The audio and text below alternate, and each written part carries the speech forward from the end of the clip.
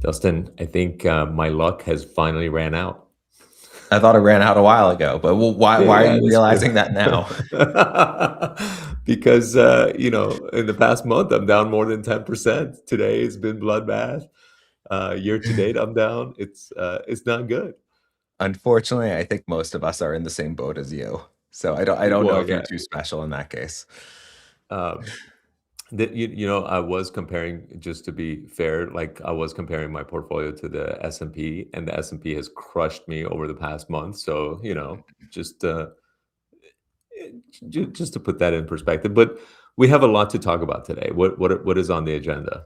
Get us started. Put us on So the right we track, Dustin. we've both taken advantage of the market weakness. We both made purchases, so we're going to talk about our portfolios. We have earnings to talk about. Robinhood reported, Shopify, Spotify, all the FIs reported. And we have initial R2 reviews. We have a lot of YouTubers that had access to R2. So we're going to talk about that. And as always, listener questions at the end. So let's jump into your portfolio. You made, I think, two purchases since the last podcast. Do you want to talk about them? Well, before we start, I'm going to do a shout out to Melanie because we haven't given a shout out to your mom I for thought a I few thought we were episodes over now. this. But I remembered the other day as I was listening to the last podcast, I was like, wait a second. All right. So my purchases, I ended up buying back some of the shares that I sold for tax loss harvesting of Bumble. I didn't buy back all the shares. I bought some of the shares back, and in the low threes. But now Bumble is even below three. So um, it's beyond me as to what the explanation might be. Maybe people know something we don't know, but there has been no actual news on Bumble, and for the stock to take a 8% or 10% hit today, that whatever it was that it went down, what did it end up today? Uh, Down Almost nine and nine a and a half percent. half. Yeah. So I don't understand what the reason behind it is. Bumble at $2.95 gives it roughly a $330 million market cap for a company with 900 million in revenues. Still cash flow positive. It's a mystery to me. So we'll find out more.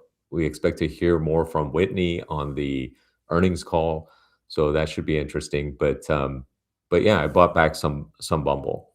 So And you then still don't own, like, the max amount of Bumble shares you had, you're still not back to that point yet. correct. I didn't buy back all the shares that I had sold for tax loss harvesting. Gosh, at under three, it feels like I should buy back all of it and then some. But a couple of things are preventing me from that. My cash percentage is lower than I want it to be, especially because I have a large tax bill coming up, which I'll need some cash for. Um, so that is part of the thing that's preventing me from buying a bunch of stuff, by the way, not just Bumble. But the other thing that is preventing me is just that, like, are we missing something? Like, is there something going on that we just don't know? And I'll be looking forward to the quarterly report to sort of like hopefully put some of those fears in check. And then you never know. They might have a decent quarterly report and stock might still tank from there. So there might be more buying opportunities. you know, Sometimes the market just continues to give you gift after gift. That's right. That's how we look at it. One other question for you on Bumble. A couple weeks ago, we were talking about them, and you briefly said that they could be a acquisition target or a target for an At acquisition. this price, how could they not be? Like, if I was, a competitor of theirs, if Grinder, for example, or Match Group, which owns Tinder and Hinge and other Match.com, which was one of the original sort of creators of the dating app services, how could you not try to get this asset for extremely cheap? I mean, I would think that they would want to do it even if they didn't have Bumble's board on board. That you could try to do a hostile takeover at these prices. It just sort of like feels like you could just come in with a I don't know, $5 bid for the company and see what happens. But maybe I just don't know enough about it. Maybe they have their own problems where they're just sort of like um, not taking that into consideration. So I'm not sure what's going on there, but it just does feel like it's extremely cheap. So if they were to be acquired, which is a big if, you think it would be a competitor and not someone outside of the dating Ooh, field? So, like, an example would be Meta already has a dating component to it, but they might be an interesting company to acquire. Bumble, in my I opinion. don't see a company like Meta who's all 100% focused on AI to be a potential acquirer, but I could see a private equity firm saying, "Wait a second, there's a lot of cash flow here that we could optimize for." There's, but they would have to have some kind of expertise in the field, or you could sort of like crush the existing revenue if you make a couple of wrong moves. So if there could be private sort of like opportunities for acquisition as well. Um, yeah, I mean, it does feel extremely cheap, for sure. Although they also have this like $600 million of debt too that you would have to take on if you're acquiring it. But the combination of the $600 million in debt and the current, let's say $400 million of market cap, if you could acquire it for $1 billion, that just still seems extremely cheap for a company that is producing as much revenue and profits as it is. Um, anyway, uh, I'm on pause for the moment on Bumble for now. We'll see what happens. And then what was the other company that I bought? You bought Robinhood. Yeah, but not post earnings. I bought No, Robinhood. not post earnings, just post last episode. Yes, yes. Yeah, so the stock almost hit the 60s before earnings, before it started to go back up again. And I was like, damn, I might have to buy an extra share for Dustin. No, But it's but I don't think it's gonna go down that quickly. Like, even now. Like, then again, like, obviously, our bet is for the entire year. right, Um, I who knows how long it'll be or if it'll ever get there, but, I think I don't see 60 as happening, like, immediately. If it does, that would surprise me. right, right. But anyway, so I did buy some more before earnings. And then their earnings I thought were good. It wasn't like spectacular, but where they beat sort of like on analyst expectations. But they had record earnings of just shy of 1.3 billion in revenue. I think they missed analyst expectations by what, like a percent or two. What was the exact results? Um, Do you have it? Let me pull it up. But it was in the tens of millions of dollars on 1.3 billion of revenue. Yeah, they missed Yeah. by So roughly 4%. okay. So 1.28 billion as opposed to 1.33, and here and then by the way they beat on earnings per share 66 cents versus 63 cents, and um, their report was generally pretty fantastic. Their product lineup is really, really good. All their product revenues are growing. They're still transferring. There's still more money being transferred from other brokerages to Robinhood, this is one of the like important factors when you try to extrapolate what's going to happen over the next 5 to 10 years. For example, are they going to be, are they going to beat Schwab or Goldman Sachs or Morgan Stanley or some of these other sort of like large financial institutions? And the answer to that seems to be pretty obvious that like, yeah, these guys are going to be the next generation financial institution. Vlad also talked about their banking product, which is currently in beta. And if I'm not mistaken, he said something like they have 25,000 people on it. And those 25,000 people have already deposited $400 million of money into their banking product.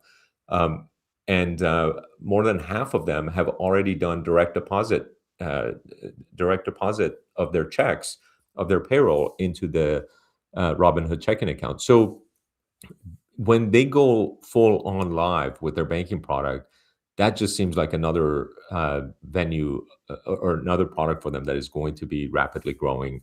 So that is pretty exciting. The existing products are growing rapidly. That's pretty exciting. The fact that like crypto is holding this company hostage for a little bit in the short term just seems comical to me, and like it's just very, very short-sighted in my opinion. And I'm looking at this 5 years from now, 10 years from now. Is Robinhood a company that I want to be owning more of at these prices, which is trading at roughly at 30, like a price earnings ratio in the 30s for a fast growing company? And that just seems like a no-brainer. So one of the comparisons that I make it to is that, in the 2000s or 2010s, if you were sort of like watching some of these great tech companies around you whose products you were using more and more of every single day, like Google and Amazon and Apple, and you just sat on the sidelines because in the short term, you thought that their stock price might be overvalued or it might go down a little bit here and there, and you didn't pull the trigger. But then you fast forward 10 years and you're like, oh God, it has now All 10x that was or irrelevant. all of that. Yeah, exactly. So it's one of those things where, I look at Robinhood right now and I ask the question, does it have 10x opportunity in 10 years? And to me, that Robinhood seems to be one of those companies where the answer of having 10x opportunity in 10 years is easier for me to say yes to than some of the other companies. And that's why I'm excited about Robinhood. That's why I've added so much of it in the past couple of weeks. Now, I haven't added more since the earnings, but you never know. Like, again, my cash position is uncomfortably low, but I might start trading some other stocks for it if it goes any lower, or if it gets into the 60s or your target of 54. Um, I would want to own more of it at those prices. Yeah, I agree with your sentiment on the earnings call. Um, what I'm looking for after all the conversations we've had is there a catalyst that's going to decouple it from crypto? And again, I think it should be decoupled, but like, Yeah. is anything going to happen where the market's going to identify that? And I don't think that any catalyst occurred in the earnings call. There No. was a question about crypto. There might have been multiple. I didn't listen to all the Q&A, but there was a question earlier on, and I don't think Vlad answered it as well as he could have, where he was talking about how they're going to implement tokenization, which Yeah. has nothing to do with the price of Correct. Bitcoin or crypto as a whole. Like, they're implementing the technology. It doesn't matter if crypto's up, if crypto's down, it's Right. irrelevant. The way the market is currently handling the stock, that is not what they wanna hear. I don't think they understand the nuance of, like, the stock pr or the crypto price does not matter when it comes to tokenization. But then the CFO, That's what I piped was up, and just gonna say. I thought he was great, by the way, because he just Yeah. started, I think, earlier in February. He piped up and was like, "Crypto only represents 18% of our Yes. revenue," or whatever. Yeah. I was gonna say So because I also watched it, and Shiv stepped in, the CFO, and answered it perfectly, which is that it's just yes. 18% of our revenue. Our revenue is very diverse. We have like more than 10 different products that each have over $100 million of annual recurring revenue. Um, So yeah, and by the way, Shiv is not new to the company. He's new to the CFO role. He's been there for multiple Yes. years. Shiv. Yeah, yeah. But yeah, the Um, combination of the two of them, you can kind of see like the relaxed sort of like uh, environment. They're very much like executing perfectly. Vlad, who I presume is like setting the high level strategy, is just like watching this thing unroll beautifully. The company is so profitable that on $1.3 billion of revenue, they had over $600 million of profits, net profits. So the margins on this company are like unbelievably high, more than 40% net profit margins, which means that even if there's this massive fluctuation where their revenue goes down by 300 or $400 million in a given quarter because of market turmoil or whatever happens, they could just easily cushion that fall with just the margins that they have. So it is pretty exciting for them to be where they're at. And I do want to double click on the execution piece because Vlad mentioned that they're leaning heavily on AI tools to help them develop rapidly. And I think this Right. is another example of AI being used to generate revenue effectively. Uh, so when there are these current concerns of like, is there an AI bubble? No one's seeing any value from it. I think Robinhood is a prime example here, and I expect more companies need to be like Robinhood, where they're just executing well and quickly, uh, or they're not going to be able to survive. Because Robinhood's really acting like a small startup, not like a major company, Yeah, with the totally. speed that they're implementing these features.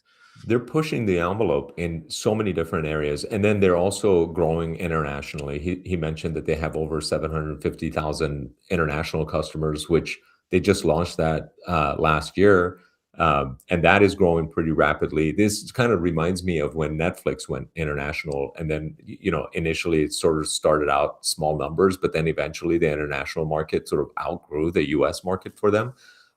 So there's lots of opportunities for a company like Robinhood where product wise it's executing brilliantly. It's very attractive to as a user interface to the next generation of investors. And some things about them like the prediction markets are not like ideal because my perspective is that they should have separated that. But even that is getting so much traction and providing revenue opportunity for them that from a revenue growth perspective is pretty exciting. So um, very bullish on Robinhood, and the quarterly report doesn't change my perspective in that way. Okay, let's talk about my portfolio. There were a couple of updates since last week. Let's do it. So I took advantage of the market weakness and I bought some Mag 7 stock. So I purchased a little over 50% more Amazon after Ooh. their earnings. The stock just tanked. So I bought it at $201. There's there's no real like update to the thesis here. It's just the market's weak. I'm taking advantage. Okay, let me ask you about Amazon. Do you have any concern that like Andy, is it Jassy? Andy Jassy, the No. CEO, is not the greatest? Hold on. Yeah, Andy Um, Jassy. I don't have any strong opinions about him. I don't think like would I rather have Jeff Bezos in the role? Absolutely. Yes. But Yeah. that's not happening, or I don't think that's happening. So Well, yeah, no, it's not. But yeah, it's kind of interesting. Yeah, I'm not in Amazon largely because it doesn't excite me, and the numbers themselves don't excite me in terms of revenue growth and price earnings multiple and that sort of thing. But also, Andy Jassy doesn't excite me, so it's kind of like meh. I'd rather own more Meta. right. Well, the other Mag 7 stock that I purchased, it's not Meta, it's Okay, Google, but I only okay. bought 5% more, just a small percent more. Um, did do you know the show America's Next Top Model? I don't know. Okay. Adrian, do you know the show America's Next Top Model? She might need to be re-added to the stream. At one point, she got dropped out. She's here, but I don't know. Maybe Hear her me? mic's not. Oh, Now, now we now can. we can hear you. Okay, I Yeah. was talking. I was literally typing in the chat. I love ANTM. Okay.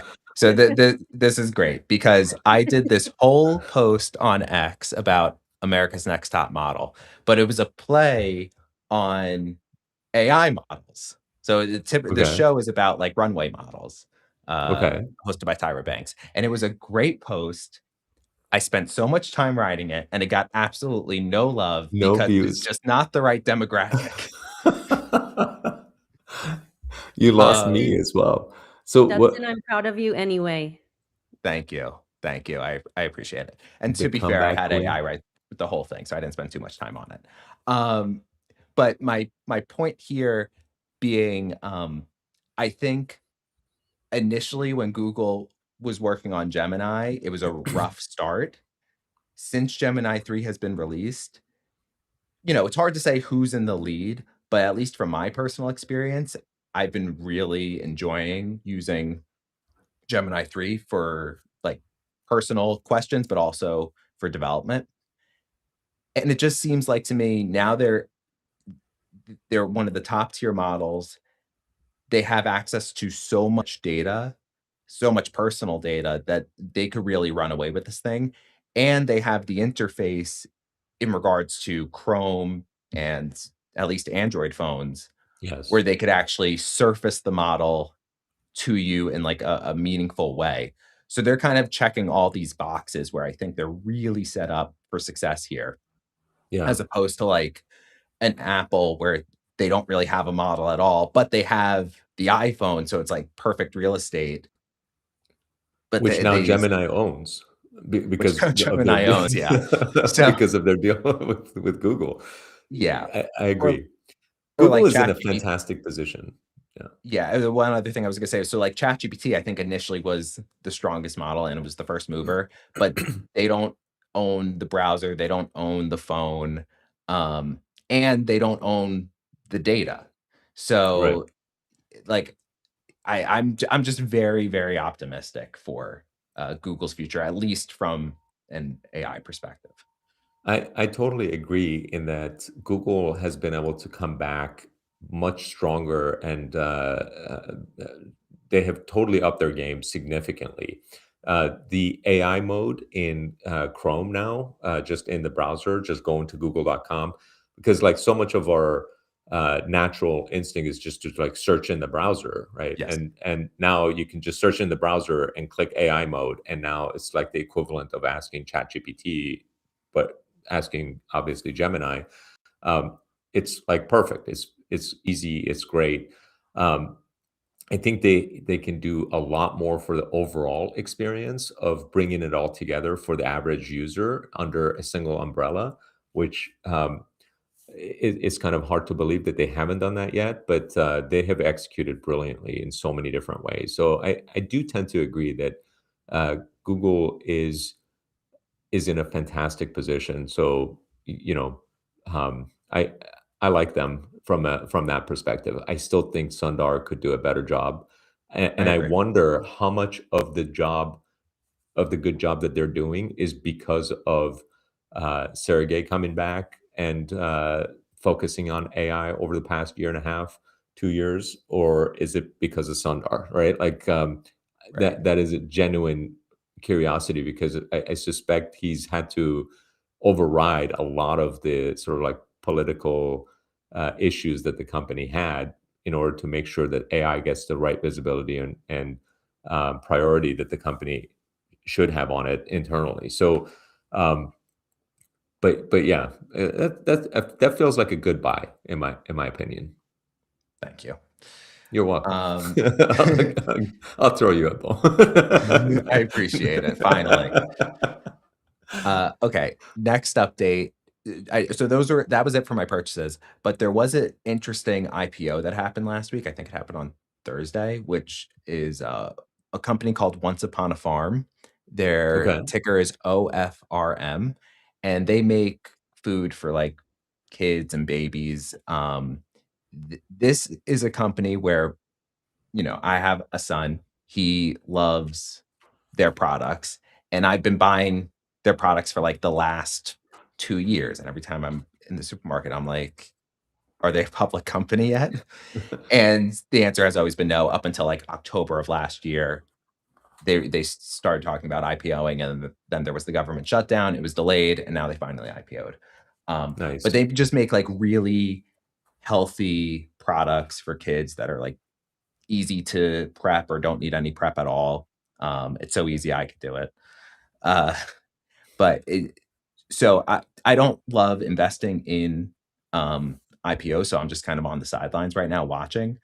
But some other interesting facts about the company: their CEO and co-founder John, I think his name's Foraker. He was the CEO of Annie's. I don't know if you are familiar with Mm-mm. Annie's. No. So they're another popular food brand. They also have kids products. They make, like, fruit snacks, mac and cheese, Goldfish. Okay. Adrian is commenting in our private chat that she loves Annie, so thank you, Adrian. And so he was the CEO of Annie's. He took Annie's public in 2014. 18 months later, General Mills bought them. Okay. And I'm not saying that's going to happen again here by any means, Right. but the leadership at this company, like, it's not their first rodeo. So I just think the product's great. I think the leadership team is great. So just a stock I'm watching. Yeah. Um, okay. Very, very cool. Yeah, The go ahead. last comment I will make about my portfolio, and then we will move on, is one of my newer stocks, Iren, had their earnings last week. And I just wanted to talk more about it because this is a company that I think less people know about, like, as opposed to like an Amazon. I don't really need to Right. break anything down there. So the actual earnings numbers were not great. Revenue missed by 19%, EPS missed by 189%. Plus, if you remember, Iren, so they do like AI data centers, but they also have a Bitcoin mining business, Right, and right. Bitcoin's is The in the middle Bitcoins. of this bear cycle, so that did not help them. Um, and then the biggest, I think, issue with their earnings is there was no new headline contract. So right now, their biggest contract is with Microsoft for like 9.6 billion, something around there. Um, and investors want to see another big contract happen. Mm. And there was no announcement there. So those were all of the negatives, in my opinion. The fortunate thing as an investor is, to me, they feel all like short-term negatives. Assuming they could improve growth, Right. Bitcoin's eventually going to break out of this bear market, and I think they're going to, or I know they will have another big contract. It's not like an if, it's a when. Um, the biggest news that they announced was they announced a new Oklahoma campus that's going to generate 1.6 gigawatts that will Oh, start wow. ramping up in 2028.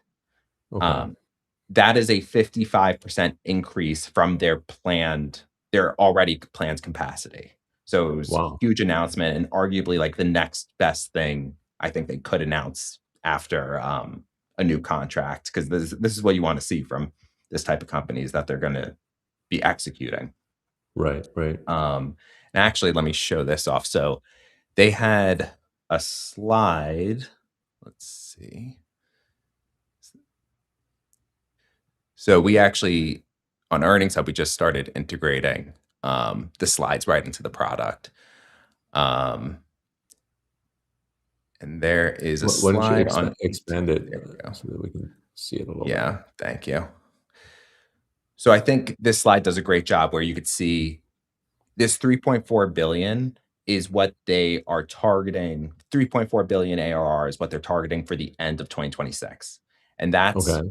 they're going to generate that from 10% of their total capacity. So you can see Oklahoma's, the new capacity they just announced is over here. Based on megawatts. Interesting. That's really cool way to look Yeah, at it. So 4.5 gigawatts is what they expect to have down the road. exactly. Yeah. And it's going to take, some years to get there. It's Yeah. going to take a lot of depreciation from an investor perspective, right? Because the build out's going to be expensive. Right, So right. it's not like it's a direct line, but A lot of I think CapEx the is what you're option, saying. yeah, I think the outlook is very bright for this company. And for the 3.4 billion that they're targeting for this year, so 1.9 billion of that is coming from that Microsoft contract. 1.5 billion is their internal estimates. So that, like, you know, I would take that number with a grain of salt. We'll see what it actually is at the end of the year. But regardless, I think there's a ton of opportunity for this company, but you need patience. Right, It's right. it's definitely a longer term investment. So overall, Yeah. I was optimistic on the earnings call, and but the market reaction was very negative. And I commented, or I think on Twitter, saying if the stock remains weak, I'll buy more.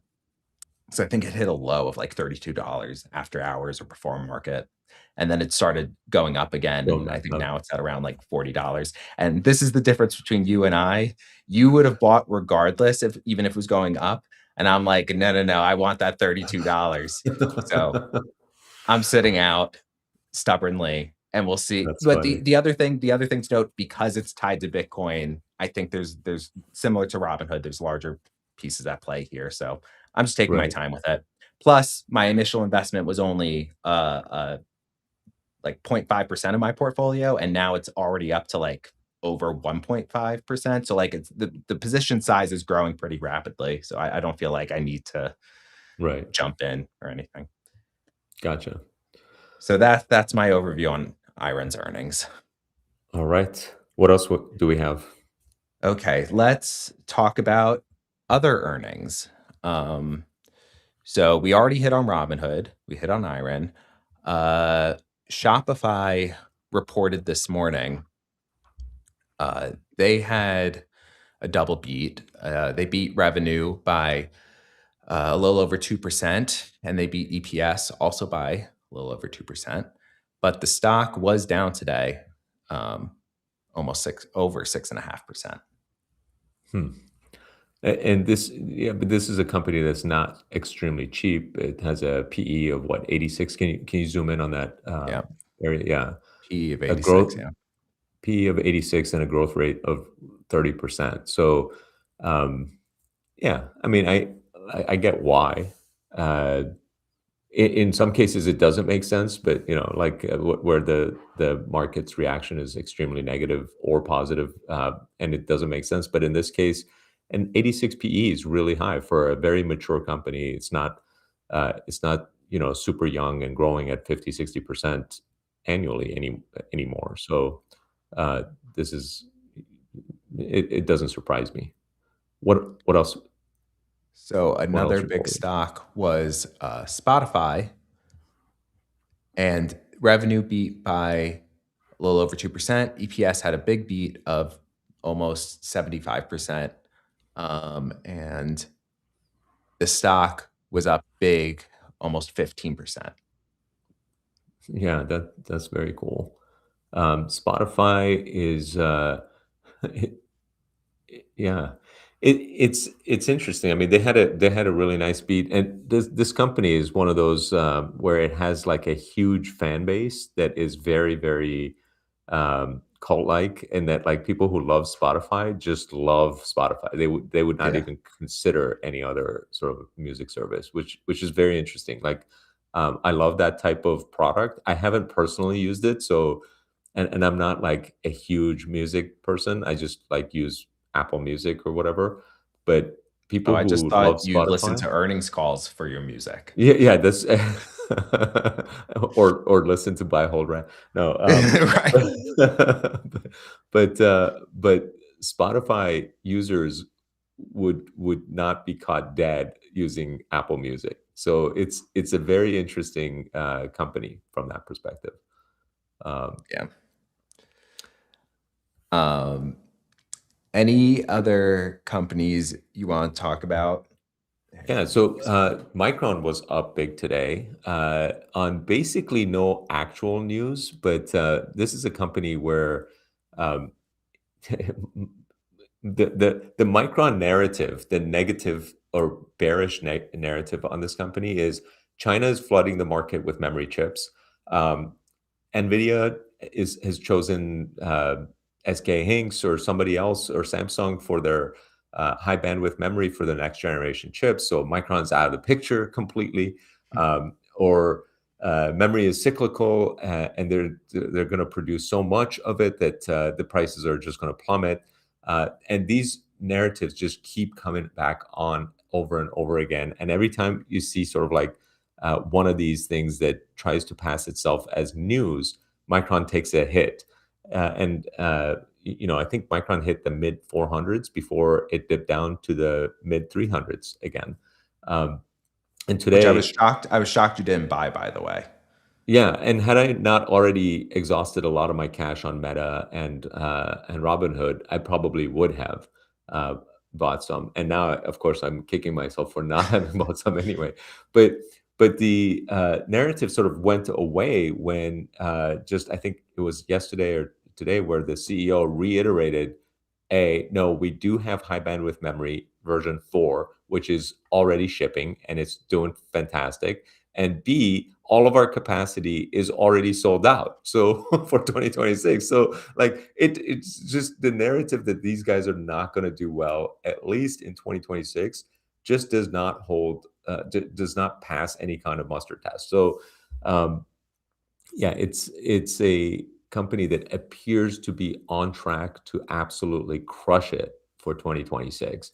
And all indications, whether you talk to Jensen or Elon Musk or listen to interviews by these guys, or basically anybody else who is high on AI, Mark Zuckerberg the other day reiterated that memory is a bottleneck and storage, the NAND chips that Micron also makes, is also another bottleneck. So these guys all need more memory. They need more storage, fast storage, which is based on the NAND chips that these guys make, Micron makes, is in bottleneck. And everybody who makes these chips is in a bottleneck, by the way. It's not just Micron, but Micron happens to be priced in such a way that makes them extra attractive because their expected 2026 profits is roughly $30 to $40 per share, and they're trading at around $400 per share. So when you multiply it out, you're like, wait a second, this is like roughly a PE of 10 for a fast growing company that might grow again in 2027, by the way, if these shortfalls or shortages don't stop. And who knows? There's no visibility. People predict that maybe 3 years from now we'll catch up to the demand on memory chips. So the Micron story just seems to be completely solid. I feel comfortable owning this company, as big of a percentage of my portfolio as it is. But yeah, so it had a great day today. That was kind of interesting. So you had a comment in your Savvy Trader community where someone brought up that Samsung was more quickly ramping up production of the HBM4 chips faster than Micron. And your response was basically like, well, of course they are. Like there's a shortage. Like everyone needs to. So like how do you figure out like what's noise versus signal? How do you tune out that noise? Well, I mean, all you have to do is listen to the management themselves, right? Like these guys can go to jail if they're deliberately lying about what they're doing. So if there's a massive mismatch between what they're saying and what is actually happening, what maybe jail is a little bit too much, considering Elon has never like his biggest fine has been $20 million for the SEC, and so maybe not jail quite, but they can get in trouble, right? And also, like, if you're a long-term person running these companies, you're not sort of like blatantly out there lying about what your capacity is or what you have sold. If you're saying that you have sold out your entire ability to produce in 2026 contractually, and your customers are demanding even more, that seems like solid piece of information. People on X giving opinions about, oh, Nvidia seems to be choosing Samsung over Micron, they're speculating, right? That one is not speculating. It's just like they have visibility into their own company. They know what customers they have.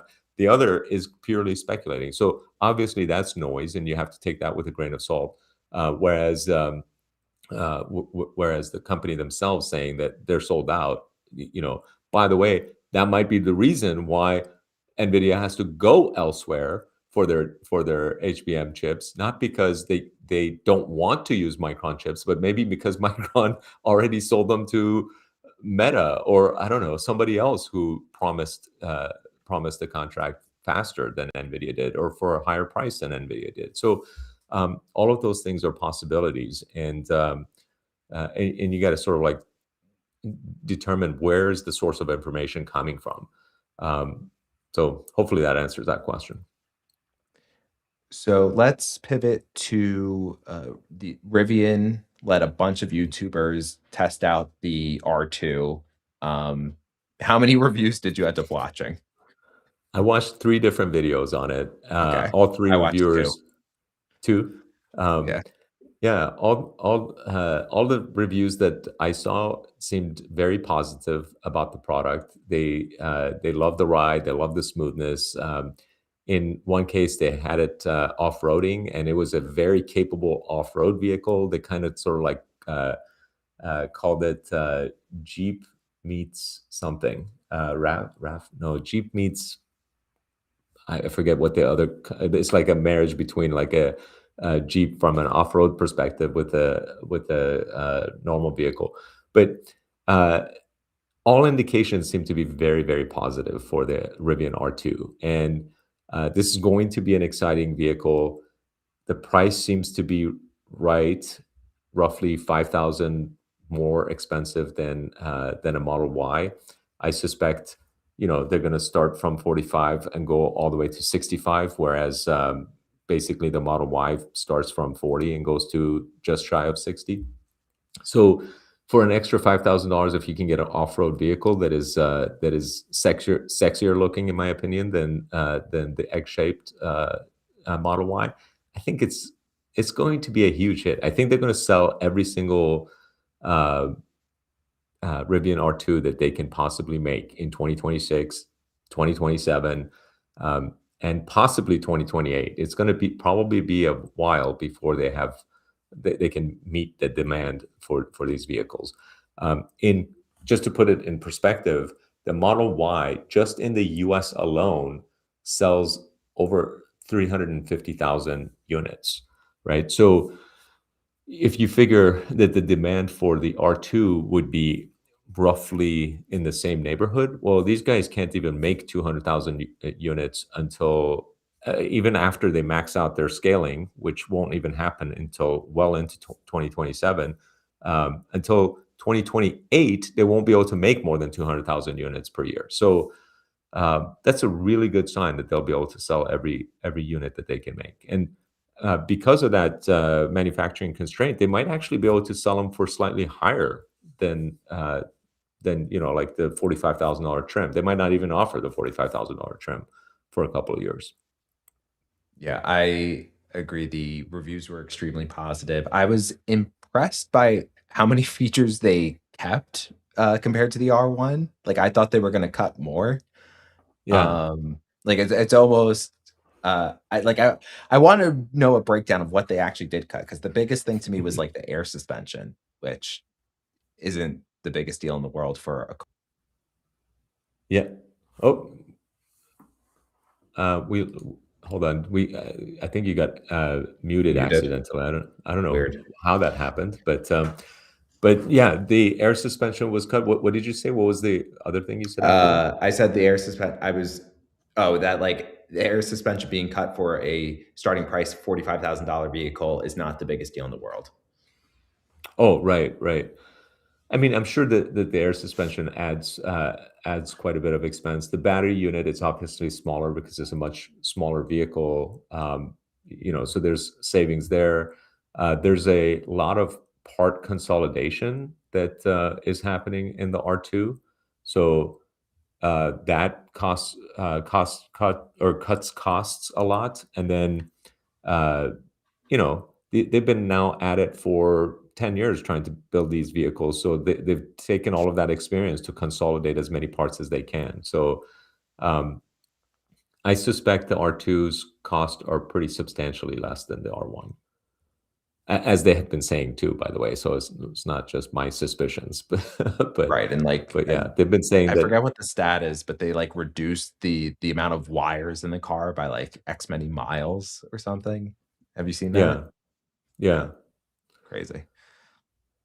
So something has happened where your audio and video is slightly off, and like that's throwing me off. Can you say something? Let me see if it's back on again. Something. Is it working? Oh no, okay, yeah, it's good now. Okay. All right. Yeah. Okay, let's get to listener questions so I don't have to talk as much. How about that? Let's do that. We might have Hey to bring. guys, can you hear me? Hey. We can Yes. now. So I'll probably just reach out to Lawrence to tell him to change the thumbnail to just a big ANTM, America's Next Top Model thumbnail. Thank you. That's exactly what we need. Yeah, I'll just ask him about that. I appreciate you backing my vision here. Okay. You're welcome. So let's talk about, since we were on the discussion of Rivian, here's a question about if the R2 model with premium features is priced at $60K, would there be a lot of takers for that price? Yeah, I mean, you could imagine that there would be, at least as many takers as the 60K version of the Model Y, right? And because there's sort of like pent up demand, a lot of people who, maybe their budget was like in the 50s, they might be like, "Whoa, this is what is available and I can get now," as opposed to waiting it out another 6 months or a year before they have lower cost versions. They might pull the trigger. So would the demand be just as high? The answer is no. But in 2026, they're only probably going to sell around 30,000 of these things. Plus their R1 and R1 line and their electric vans. So, can they sell 30,000 at $60,000 a piece? Probably.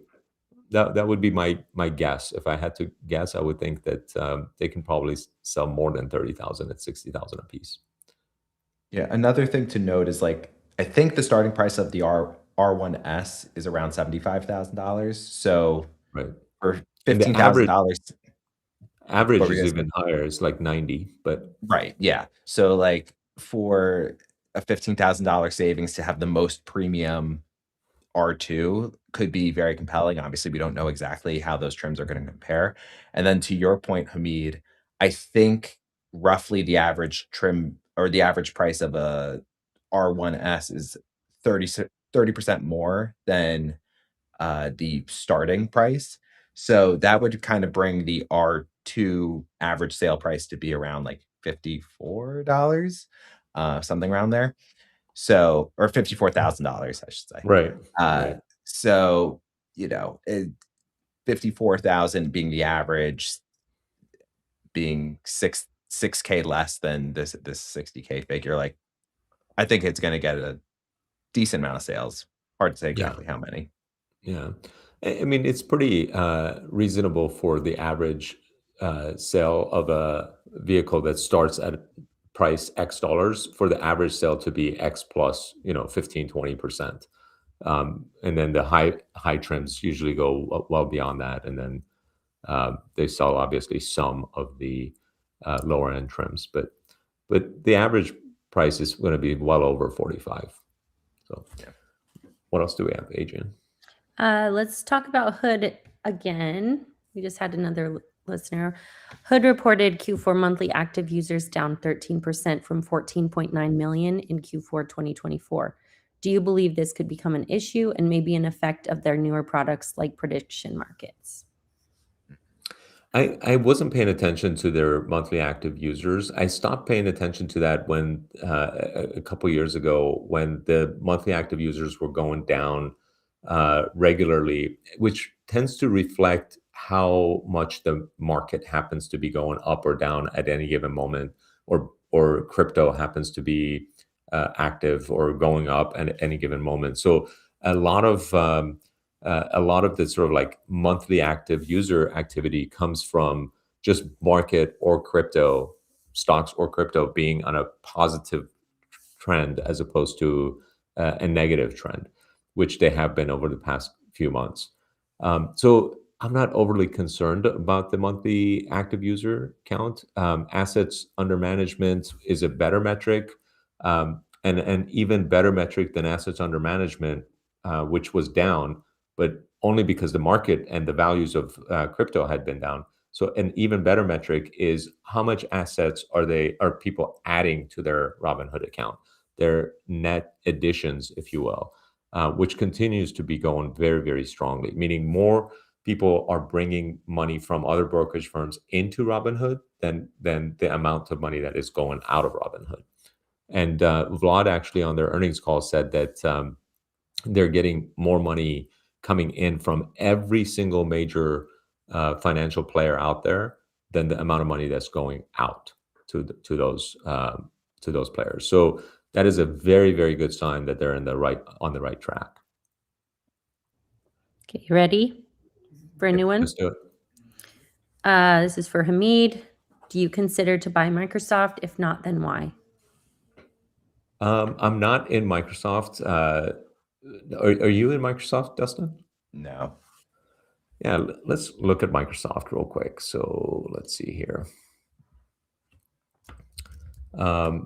Microsoft, why am I not in it? Well, even after it has gone down substantially since its earnings report, which it was roughly $480 a share before its earnings report. Now it's around $400 a share. But the company, again, like between the Mag 7, whether it's Microsoft or Google or Amazon or Meta, I'm excluding some of the other Mag 7s like NVIDIA and others. But between those four, which I consider all four of them like roughly similar sized companies, roughly, doing similar types of things. I like all of their strategies. But between these four companies, there's one that stands out to me more than anybody else, and that's Meta. So even Microsoft at $404 a share has a higher PE ratio than Meta. It has a 26 PE ratio versus 22 for Meta. It has a slower growth rate of 16% versus over 20% for Meta. And it's not founder-led, where Meta is founder-led. So my bet is that Meta is going to do better than Microsoft, Google, and Amazon, and Apple, and therefore I have a concentrated bet in Meta out of those few companies. So that's the reason I don't own Microsoft. Ready to move on? Yeah, unless Dustin, you have anything to add there. But I mean, the reason why I don't own Microsoft versus other Mag 7 companies is typically when I entered into any of my Mag 7 positions, there was a large sell-off where I felt like the risk reward ratio was very optimal. Microsoft never really had that, even with like this sell-off. I haven't felt like there's been some like crazy like asymmetric opportunity. That's not to say it's a bad company or a bad stock. It's just for me relative it's to more the other attractive. Mag 7s. It's more attractive than it has been recently, though. That's Yes, one for thing. sure. It's like For sure. it went from 480 to 400, and it's growing. Profitability wise, I think it has a lower PE than it has, at least in the past little while. But yeah.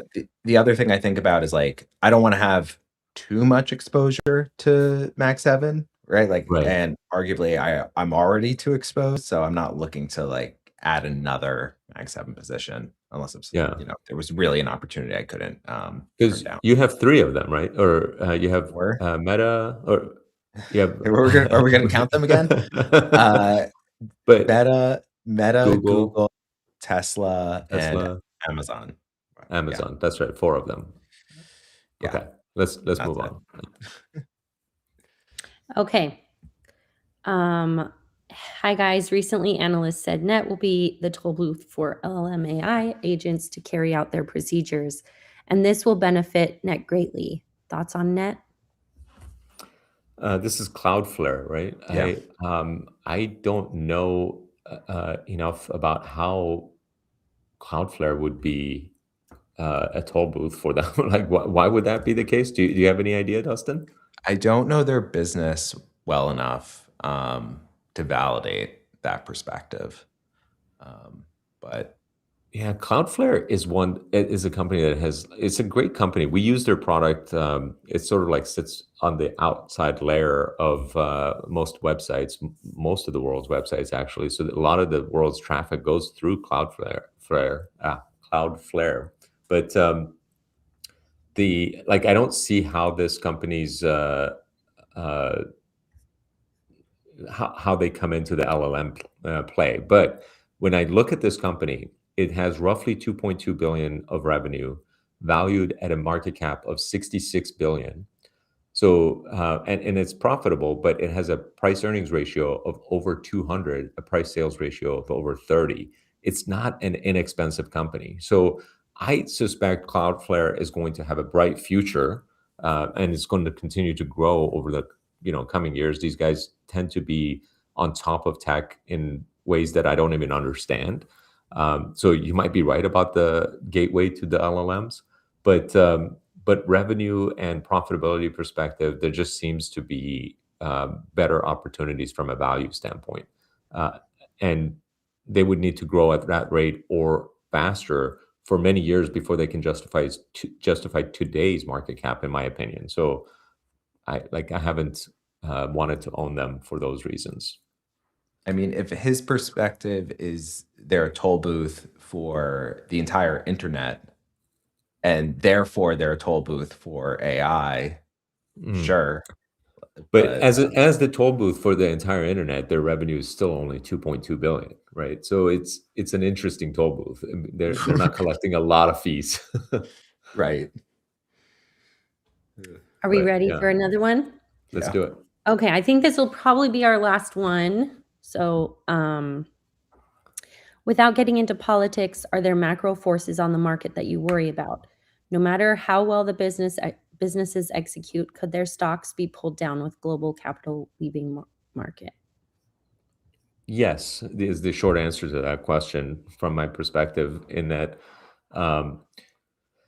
from a macro perspective, when things go down, as we have already witnessed multiple times in the past several decades, there's like kind of nothing you can do about it, other than ride it out, right? If that happens and you get caught up in it because you have a strong position in the markets, and it historically has always paid off by just writing it out. And the question is, like, how long do you have to write it out for? And that all depends on how bad the macro disaster is. And there isn't any indications that we are on the verge of a macro disaster right now. So I'm not overly concerned about it. Macro things tend to be also hard to predict. And sometimes they're sort of like short-lived when everybody thinks it's going to be really bad and really long-term, as we witnessed last April with the tariff situation that happened at the macro level. All stocks got compressed pretty heavily.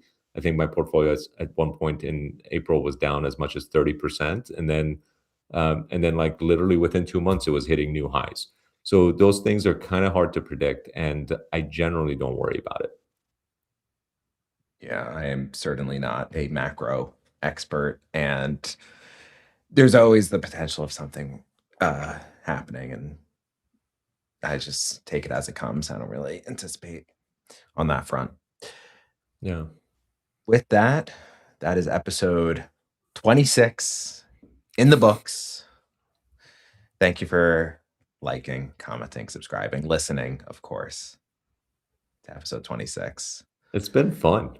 Yeah, and I was saying, any thoughts on the Buy Hold Rant? But by the way, I love the name of the show, and well, you thought of it, so I'm glad you like it. No, I didn't think of it. If you remember, ChatGPT thought of it, and I was going to say I'm kind of embarrassed that the name of the show was given to us by AI, because it's We have like no original thoughts. basically, but we do rant a lot, so, or at least I do.